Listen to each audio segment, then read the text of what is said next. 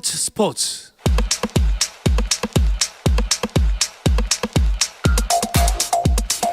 금요일 저녁 축구 이야기 축구장 가는 길 시작하겠습니다. 중앙일보의 송지훈 기자, 서우정 축구 전문 기자와 함께합니다. 두 분 어서 오십시오. 안녕하세요. 안녕하세요. 반갑습니다. 두 분은 오늘도 당연히 이른 아침에 눈을 뜨셨겠죠? 원래 이게 예정대로 만약에 인도네시아에서 대회가 열렸다면 우리와 시차도 한 2시간 정도 적당하고 또 이동거리도 짧고 여러 가지로 좋았을 것 같은데 갑자기 대회 장소가 아르헨티나로 바뀌는 바람에 여러 가지로 좀 많이 꼬였습니다. 근데 생각해 보면 뭐 저도 사실은 개인적으로는 이제 출장 자체가 취소되는 그 장소가 바뀌면서 네네. 그런 상황도 겪었고 뭐 비슷한 기자들도 많이 있는데 생각을 해보면 이런 바뀐 상황에 가장 당황스러운 아마 사람은 선수들이었을 거예요. 그죠? 네. 준비해놓은 많은 것들이 다 어그러지고 그랬을 텐데 그럼에도 불구하고 이렇게 4강 성과를 내준 우리 선수 정말 너무 자랑스럽고 네. 그래서 이번 대회 새벽 2시 반, 6시 이렇게 경기가 펼쳐졌지만 우리 선수들 너무 잘해줘서 정말 힘든 줄도 몰랐습니다. 그렇습니다. 사실 뭐 새벽이지만 그래도 어떻게 보면은 우리 출근길을 계속 즐겁게 해줬었잖아요. 또 어제 경기 같은 경우에는 정말 코로나 시국 이후에 정말 오랜만에 길거리 응원까지 가능해지면서 많은 분들이 참 즐겁게 경기를 보셨을 텐데 아쉽게 이탈리아의 2대1로 정말 아쉽게 졌습니다. 네, 지난 이제 4년 전이었죠. 원래 20세 이하 월드컵은 2년에 한 번씩 열리는데 이제 종전 대회는 코로나로 인해 가지고 좀 많이 연기되고 변경되고 이러면서 4년 만에 지금 대회가 열렸는데 두 대회 연속 우리가 20세 이하 월드컵 결승에 올라가는가라는 기대를 좀 많이 가졌고 그래서인지 저도 이전 경기들은 이제 경기 시작 15분 전 정도에 이제 일어났었거든요. 네. 근데 이번에는 이상하게 좀 잠이 안 와가지고 한 2시간 전부터 계속 대기를 하고 있었는데 4시부터요? 네, 조금 그 문턱을 넘지 못해서 아쉽기도 하지만은 어떻게 또 다른 면모로 본다면은 이렇게 또 4강에 갔다는 것, 한국 축구가 정말 이 어떤 세계 축구계에서 하나의 궤도에 안착한 게 아닌가라는 걸 우리 젊은 선수들이 보여줬습니다. 그렇습니다. 자, 이제 경기 내용을 한번 되짚어 보죠. 선제골은 이제 우리가 가장 경계해야 되는 선수다라고 여러 번 이야기를 했는데 카사데이에게 결국 선제골을 허용했습니다. 가장 경계해야 되는 선수라는 건 네. 결국은 그만큼 기량이 뛰어나다는 뜻이거든요. 그렇죠. 카사디 선수가 이번 대회에서 이제 가장 많은 골을 넣고 득점 선두를 달리고 있지만 이 선수는 최전방 안에만 머무르는 선수가 아니에요. 미드필더 지역을 넓게 커버하는 그런 선수이기 때문에 뭐 이 선수를 매 순간 다 밀착 방어한다는 건 사실상 어려운 상황이었고요. 그 득점 장면도 제가 보기에는 뭔가 우리 수비 실책이었다기보다는 워낙 잘 찼다. 그냥 카사데이가 잘했다. 네, 정말 우리 골대에 정말 가장 구석. 네, 우리 김주영 선수의 손끝으로도 닿을 수 없는 정말 구석에 꽂히는 그 장면을 보면서 이거는 정말 이 선수의 어떤 재능이구나. 네, 축복받은 재능이구나라는 걸 이제 느꼈고요. 뭐 그 이후에 우리 선수들이 따라간 그 장면을 오히려 더 칭찬해주고 싶습니다. 그렇습니다. 자, 그리고 전반에 또 이어서 바로 우리가 페널티킥으로 응수를 했습니다. 네, 이번 이탈리아전이 대회에서 우리가 이제 선제 실점을 하고 경기를 풀어간 두 번째 경기였는데 지난 조별리그 2차전에 또 온두라스전 때도 우리 선수들이 경기 운영을 상당히 잘했었죠. 이번에도 이제 빠르게 페널티킥 득점을 만들면서 따라갔습니다. 김영학 선수가 측면에서 올려준 롱스로인 이후에 경합 상황에서 공을 받은 배준호 선수가 상대 수비수의 파울에 의해서 페널티 박스에 넘어지면서 페널티킥을 얻어냈고요. 주장인 이승원 선수 이번 대회에 아주 정확한 킥 감각을 보여주고 있는데 역시 깔끔하게 성공을 시키면서 우리가 1대1 동점까지는 만든 상태로 전반을 마쳤습니다. 그렇습니다. 자, 그러고 이제 후반이 시작이 됐고요. 계속해서 공방이 펼쳐졌는데 결국 후반 41분에 결승골이 나왔어요. 프리킥 상황이었죠. 고 우리 실점 상황 직전을 복귀해 보면 그 후반 중반 정도 들어가면서 이탈리아 선수들의 발이 좀 눈에 띄게 느려지는 그런 모습들이 나왔거든요. 이 친구들 지쳤다라는 그런 느낌 아마 저도 받았고 우리 애청자분들도 많이 느끼셨을 것 같은데 그래서 시간이 지날수록 우리가 유리하겠는데라는 느낌을 갖고 있었죠. 네. 근데 사실은 그 이탈리아가 이제 후반 37분에 선수를 3명이나 바꾸는 걸 보면서 저 팀도 같은 생각이었구나. 똑같은 걸 봤구나라는 걸 이제 느낄 수 있었고요. 참으로 공교롭게도 그렇게 후반 37분에 교체로 투입된 그 시모네 파푼디 선수가 앞에 이제 프리킥 찬스 정말 결정적인 찬스가 오고 이 선수가 정확한 왼발 슈팅으로 네. 골을 넣으면서 너무 늦게 실점을 했기 때문에 우리가 좀 따라갈 시간적인 여유가 충분치 않았던 게 전체적으로 좀 아쉬웠고 이 파푼디 선수가 2006년생이거든요. 네. 근데 체격도 뭐 170cm가 안 되는 작은 체구라서 과연 어떤 재능이 있나 싶었는데 정말 위력적인 프리킥 한 방 있었습니다. 킥이 정말 정말 눈 뜨고 지켜볼 수밖에 없었습니다. 사실 이번 대회 내내 김준호 골키퍼 어마어마한 선방쇼 펼쳤잖아요.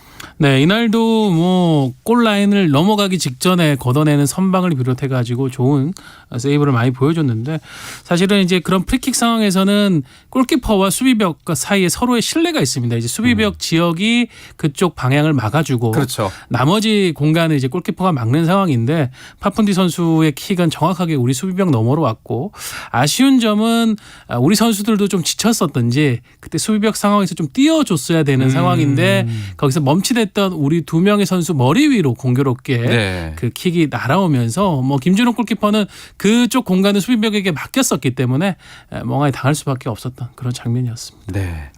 자, 이렇게 2대1로 4강전에서 결승 진출에는 실패를 했습니다. 사실 많이 지칠 대로 지쳤을 거예요. 선수들도 확실히 정확도도 좀 떨어졌고요. 좀 힘든 모습이 보이긴 보였습니다. 사실 우리 선수들이 이번 대회에서 그 자기 체력의 한 120%, 130%를 쓴다라는 이제 그런 느낌들을 많이 받는 장면들이 있었고요. 특히나 또 8강에서 나이지리아랑 연장전 하고 또 우리가 이탈리아보다 하루 덜 쉬었기 때문에 좀 후반 막판에 체력이 떨어지고 하고 싶은 걸 제대로 못하는 것 같다라는 느낌을 받았는데 그 부분에 대해서 우리가 비판을 할 수는 없을 것 같아요. 그럼요. 우리 선수들이 가진 것 이상을 보여줬기 때문에 그 경기 끝나고 이제 스트라이커 이영준 선수가 찬스를 내가 너무 많이 놓쳐서 우리 동료들한테 미안하다 이렇게 얘기하면서 울먹이는 그 상황을 저도 봤는데 이영준 선수야말로 정말 150% 해준 그런 선수였습니다. 그렇습니다. 울먹일 필요가 없습니다. 본인의 아쉬움은 충분하게 이해가 가지만 전혀 미안해할 필요가 없습니다. 자, 사실 오늘 나왔던 이제 우리의 실점 2골 자체가 정말 상대방이 잘해서 넣은 골이에요. 뭐 우리의 실책이라기보다는 그래서 뭐 후련하다, 아쉬움이 좀 없다라고 표현할 수까지 있긴 한데 경기 전반을 봤을 때는 경기 운영면에 있어서 좀 심판의 판정이 많이 아쉽지 않나 하는 의견들이 정말 많았어요. 네. 이제 국제 대회에서 우리가 이탈리아를 많이 상대하면서 그들의 특성을 안 게 있죠. 이탈리아는 영악한 파울 플레이도 축구의 하나의 영역으로 보는 네. 스타일을 갖고 있습니다. 그렇기 때문에 심판이 이 부분을 명확하게 봐주지 않고 단호하게 봐주지 않으면은 사실 이탈리아가 경기 운영하는 데 상당히 유리한 측면이 많아지거든요. 이번 경기가 딱 그랬습니다. 일단 뭐 우리가 페널티킥을 얻어낸 장면도 사실 처음에는 이제 페레스 주심이 페널티킥 선언하지 않았었어요. 네. 하지만 VAR 이제 수신호를 듣고 나서 다시 온필드 리뷰를 하고 페널티킥을 뒤늦게 인정을 한 케이스였었고요. 그리고 뭐 경기 중에도 이탈리아 선수들이 상당히 좀 영리한 파울이라고 표현할 수도 있고 정말 좀 악의적인 그런 네. 파울도 있었는데 그런 부분들에 대해 가지고 좀 페레스 주심이 정확하게 짚고 가지 못하면서 경기 흐름이 미묘하게 끊겼던 점 이런 부분이 우리에게 좀 안 좋게 작용을 했고 대번 대회 전체적으로 봤을 때 정말 우리 대표팀이 좀 판정의 어떤 도움이라고 할까요? 이런 게 사실은 뭐 경기를 하다 보면은 상대팀에게도 도움이 갈 때도 있지만 우리에게도 올 때가 있거든요. 그렇죠. 그런 게 거의 전무했다는 게 좀 아쉽긴 합니다. 네. 자, 좀 아쉬운 부분이 많이 남습니다. 하지만 뭐 여러 가지 악조건이었습니다. 뭐 경기장 이동도 늦었고요. 여러 가지 뭐 우여곡절, 경기가 펼쳐지는 나라도 변했고 모든 것이 여의치 않은 상황에서 4강까지 정말 멋진 모습 보여준 우리 선수들에게 잘했다라고 표현을 하지 못할 사람은 없을 것 같다는 생각이 듭니다. 두 분도 당연히 그러시겠죠? 사실 이 축구 기자를 직업으로 하는 사람으로서 좀 부끄러운 얘기일 수도 있는데 원래 이제 역대 20세 이하 월드컵 이 네. 대회를 할 때마다 제가 선수들 이제 이름과 얼굴과 포지션과 역할 이런 거 다 공부를 열심히 네. 해가지고 대회를 시작하는데 이번 대회에는 솔직히 말씀드리면 제가 이름과 얼굴이 정확하게 매치가 되는 선수들이 전체의 한 절반?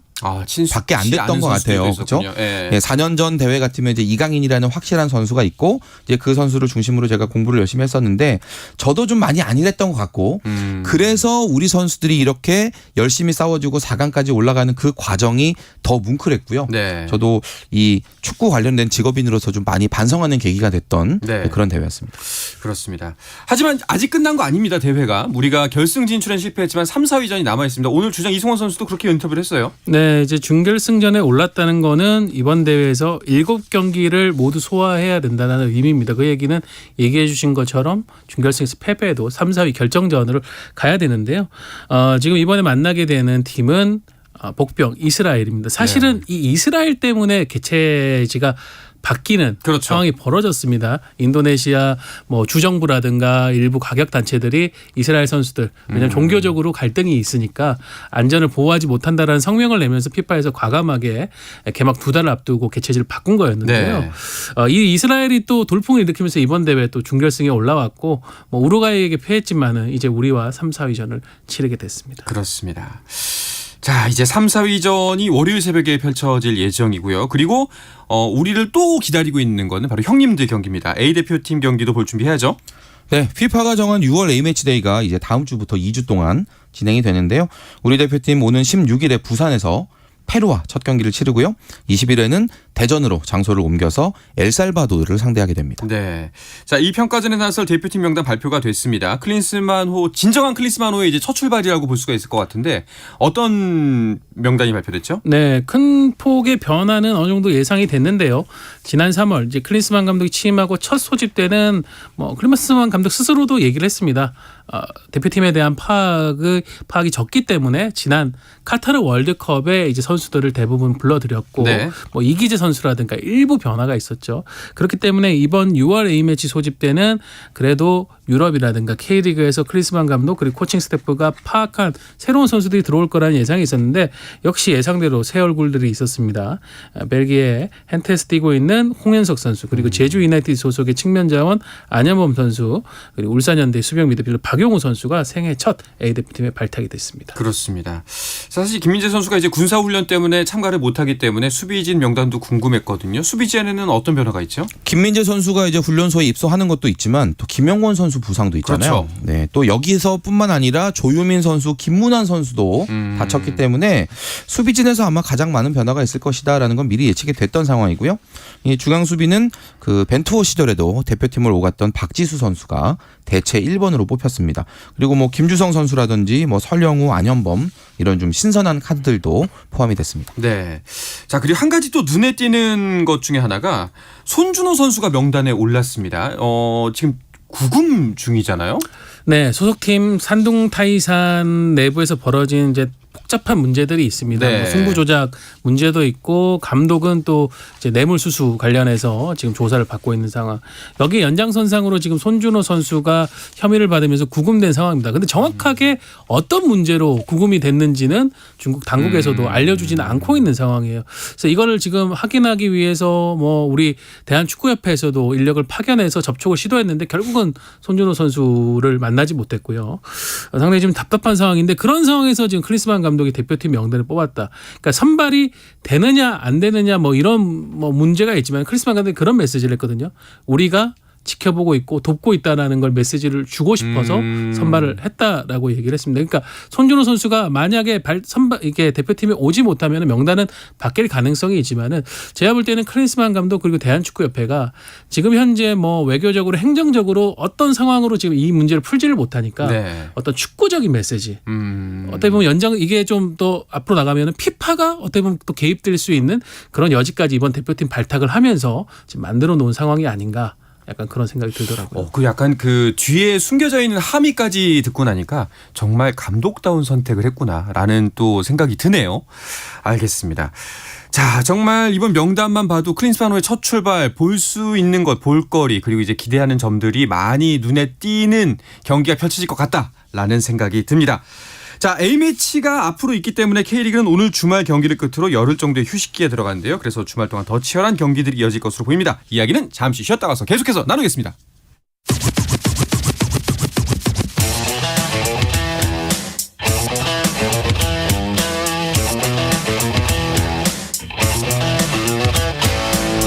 짜릿함이 살아있는 시간 한상원의 스포츠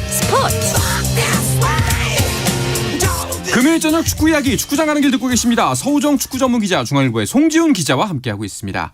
K리그 이야기로 넘어가 보도록 하겠습니다. 오늘 전북의 신인 사령탑과 관련한 오피셜이 떴습니다. 네, 전북이 지금 김상식 감독이 물러난 뒤에 한 달 넘게 김두현 감독 대행 체제로 이어져 오고 있었는데요. 이미 단독 보도가 나왔고 구단에서도 어느 정도 시인을 했었는데 루마니아 국가대표 출신 또 뭐 다양한 리그에서 성과를 낸 단 페트레스쿠 감독을 선임을 했다고 오늘 발표를 했습니다. 네. 특히 전북은 우승 DNA의 부활을 기대한다라는 표현을 했는데 지난 시즌 이제 울산에게 리그 우승을 내주면서 리그에서의 계속되는 재패가 좀 제동이 걸렸지 않습니까? 이 부분에 대한 의미를 좀 담은 첫 발표인 것 같습니다. 그렇습니다. 전북 팬들이 정말 크게 바라는 대로 이 우승의 DNA, 전북 전통적인 강호잖아요. 이 DNA를 다시 살릴 수 있을까요? 그 페트레스쿠 감독의 그 지도자 이력에서 빼놓을 수 없는 팀이 클루지라는 클루지. 네, 자국 네. 루마니아 팀인데요. 지난 2017년에 이 페트레스쿠 감독이 이 팀에 부임을 했는데 그 전까지는 우승하고는 뭐 인연이 별로 없었던 이 팀을 5년 사이에 4번을 우승시키면서 정말 센세이션을 일으켰던 그런 기억들이 있거든요. 네. 전북이 이 페트레스쿠 감독을 데려온 배경에도 그 클루지 시절에 남겼던 업적들 그리고 이제 아시아 무대에서 해왔던 경험들 이 두 가지가 아마 상당히 영향을 미친 것으로 알려져 있는데 이 루마니아에서 했던 그 어떤 지도력 보여줬던 것들을 K리그에서도 다시 보여줄 수가 있다면 올 시즌 남은 일정이 저는 꽤 흥미진진해질 수도 있겠다라는 기대감이 생깁니다. 그렇습니다. 보니까 또 이제 그 우승 이력도 꽤 최근이네요. 17년부터 22년까지 계속해서 우승을 가져갔으니까 확실히 좀 분위기 전환, 그 국면 전환을 만들어낼 수 있는 역량을 기대해 볼 수 있지 않을까 하는 생각이 듭니다. 페트레스쿠 감독은 경기에 바로 나서나요? 이번 주말에 전북이 이제 강원 원정을 떠나는데요. 이 경기까지는 김두현 감독 대행 체제로 치르게 되고요. 네. 페트레스쿠 감독은 12일에 국내로 들어올 예정입니다. 그리고 14일 다음 주 수요일이죠. 오전에 고양시에 위치한 현대 모터 스튜디오에서 취임 기자회견을 갖는다고 하는데요. 이거는 이제 페트레스쿠 감독 선임을 진두지휘한 이제 박지성 테크니컬 디렉터도 네. 취임 당시에 같은 장소에서도 기자회견을 했었거든요. 그래서 새로운 감독의 선임을 축하하는 자리, 출발하는 자리를 또 빛나게 될 것 같습니다. 또 확실히 또 이런 오피셜이 뜨고 나면은 선수들 입장에서도 뭔가 기분이 새로워지잖아요. 확실히 이번 주말에 펼쳐질 경기를 승리로 마무리하고 휴식기 갖고 새로운 감독과 함께하겠다라는 좀 의지가 강해질 것 같아요. 뭐 아무래도 네. 지금 이 한 경기를 남겨두고 이제 A매치 휴식기가 2주가 이어지기 때문에 전북 입장에서는 강원과의 이 원정 경기이긴 합니다만은 이 경기를 이겨놓고 그 남은 이제 휴식기에 들어가는 거하고 비기거나 지고 들어가는 거하고 팀 분위기가 완전히 다를 수가 그렇죠. 있거든요. 새 출발, 새로운 감독이 왔고 뭔가 많은 걸 바꿔보자 하는 그런 이제 들썩들썩하는 그런 분위기에서 이겨놓고 출발하는 게 아무래도 여러 가지로 좀 유리한 점이 있겠죠. 자, 전북의 경기는 11일 일요일에 강원과 펼쳐지게 됩니다. 자, 이제 이번 주말에 펼쳐질 경기들 쭉 일정들을 보니까요. 짠 것 마냥 이제 마치 이거 누가 계획해 놓은 거 아니야? 라는 싶을 정도로 매치들이 성사가 됐습니다. 일단 순위표를 먼저 짚어보면서 설명을 해야지 이번 주말 경기 더욱더 기대감이 넘칠 것 같습니다. 네. 선두는 뭐 여전히 울산입니다. 2위권과 승점 11점 차 독주를 하고 있고요. 포항이 지금 2위권 좀 싸움에서 치고 나왔습니다. 네. 승점 30점이고 그 뒤에 28점에 서울, 제주가 3, 4위에 있습니다. 5위는 대전, 6위는 광주. 전북은 지금 7위인데요. 하지만 3위 서울과 승점 차가 4점밖에 나지 않기 때문에 쫓아갈 수 있는 여지 충분하고요. 8위 대구, 9위 인천, 10위 수원FC 그리고 11위에 강원이 있고 수원이 김병수 감독 선임 이후에도 아주 큰 흐름의 터닝 포인트는 만들지 못하면서 최하위에 머물고 있습니다. 네. 자, 이렇게 순위가 펼쳐져 있습니다. 어떤 빅매치가 이 순위대로 열리나요? 네, 토요일에는 대구와 수원FC, 울산과 제주 그리고 대전과 광주의 경기가 열리고요. 네. 일요일에는 강원과 전북, 서울과 포항, 수원 삼성과 인천의 경기가 예정이 되어 있습니다. 이게 지금 쭉 보면 선두권과 선두권끼리 네. 그리고 중위권은 중위권끼리 또 하위권은 하위권끼리 이런 식으로 좀 약간 묶여 있는 그런 분위기라서 이 각각의 경기들이 다 승점 6점짜리라고 봐도 그렇죠. 무방한 네, 그런 승부가 되고요. 이 정도면 뭐 슈퍼위크, 뭐 슈퍼 위크엔드 네. 이렇게 불러도 되지 않을까 싶습니다. 그렇습니다. 일단 가장 먼저 눈에 띄는 건 서울대 포항입니다. 네, 3위 서울이 홈으로 2위 포항을 불러들이는데 여기서 서울이 승리하면은 2위로 올라갈 수가 그렇죠. 있겠죠. 11일 오후 6시에 열리게 되는데요. 서울이 최근 1무 1패로 조금 주춤한 상황입니다. 안익수 감독도 연승의 흐름을 좀 필요하다라는 점을 강조를 했는데 그 흐름을 만들기 위해서 2위 포항을 좀 잡아야 되겠고요. 두 팀이 홈과 원정 승률의 편차가 좀 큰 편입니다. 포항은 홈에서 6승 2무 1패인데 원정에서 2승 3무 2패로 좀 약하고요. 네. 반대로 서울은 원정에서 3승 2무 4패인데 안방에서는 5승 2무 1패로 흐름이 상당히 좋거든요. 서울이 홈 2점에 좀 많은 기대를 할 것 같습니다. 과연 순위가 바뀔 수 있을지 지켜보면 좋을 것 같고요. 그런데 그 서울 지금에 있는 황의조 선수가 얼마 남지 않은 걸로 알고 있습니다. 이제 예정대로라면 네. 2경기 더 뛰고 원 소속팀으로 복귀를 하게 돼 있어요. 근데 지금 남은 이 2경기가 이제 2위 경쟁하고 있는 포항 그리고 그다음이 K리그 슈퍼매치 파트너인 수원 삼성입니다. 아주 다 중요한 경기들이고요. 지금 이 향후 거취 문제에 대해서 황의조 선수가 아직 완전히 결정을 내린 것 같지는 않은데 네. 어쨌거나 서울 유니폼을 입고 치르는 남은 2경기 다 최선을 다해서 이기고 싶다라는 강한 의지를 밝혔습니다. 네. 자, 그리고 또 다른 선두권 대결 울산과 제주의 경기는 어떨 것 같나요? 네, 울산이 올 시즌 절대 1강의 흐름을 보이고 있고 특히 이제 주중에 열렸던 수원 FC와의 경기에서는 또 대역전승을 만들어내면서 후반 중반 이후에 더 강해지는 팀이라는 거를 증명을 해냈습니다. 홈에서도 그런 모습을 보이고 있는데 제주는 최근까지 이제 5연승을 기록하며 2위로 올라왔다가 포항 원정에서 아쉬운 패배를 기록을 했죠. 포항에서 경기를 마치고 제주로 돌아가지 않고 그대로 울산으로 이동해서 지금 준비를 하고 있다고 네. 합니다. 그래서 컨디션을 바짝 올려서 한번 울산을 또 잡아보자라는 흐름을 남길 감독과 선수들이 만들려고 하는 것 같습니다. 자, 그리고 또 2부 경기가 저는 기대가 됩니다. 그 승격팀 간의 대결입니다. 광주와 대전의 대결. 두 팀은 다 올 시즌 시작할 때만 해도 네. 좀 강등 가능성이 높다라는 평가를 받고 출발했던 팀들인데 정규 시즌 한 절반 끝났거든요. 지금 33라운드가 정규 시즌인데 그중에 한 17라운드 지나갔으니까 딱 절반인데 지금 시점에 5위와 6위. 그러니까요. 너무 잘해주고 있어요. 네.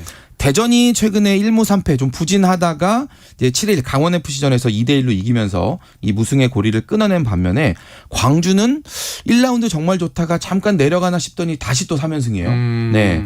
지금 신바람 행진 시동을 걸어놓은 이런 상태인데 이 두 팀의 첫 맞대결이 또 공교롭게도 0대0으로 끝났기 때문에 네. 이번 라운드 승부가 두 팀의 자존심을 걸린 아주 중요한 승부가 되겠습니다. 그렇습니다. 자, 그리고 K리그2도 살펴보겠습니다. 선두 부산이 김포FC와 17라운드 홈 경기를 치르는데요. 정용환 데이로 진행된다면서요. 네, 정용환 선수는 80년대 한국 축구 수비를 이끌었던 대들보고 또 부산 지역의 레전드인데 수년 전 이제 사망을 한 뒤에 부산 구단이 항상 기일에 여러 가지 이벤트로 챙기고 있습니다. 또 정용환 장학회에서도 그해 부산 아이파크에서 가장 잘한 선수에게 또 정용환 상을 시상하는 행사도 하고 있고요. 그래서 이날 또 정용환 꿈나무 장학회와 함께 뭐 액자 증정식이라든가 정용환 선수를 추억하는 여러 행사를 진행을 하면서 홈에서 승리를 기대한다고 합니다. 네, 잘 알겠습니다.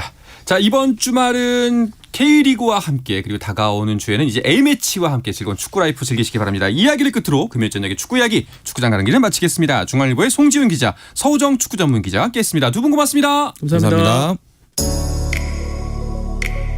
네, 주말 스포츠는 9시 20분부터 함께 하실 수가 있습니다. 저는 월요일 저녁 8시 30분에 다시 돌아오겠습니다. 아나운서 한상원이었습니다. 스포츠!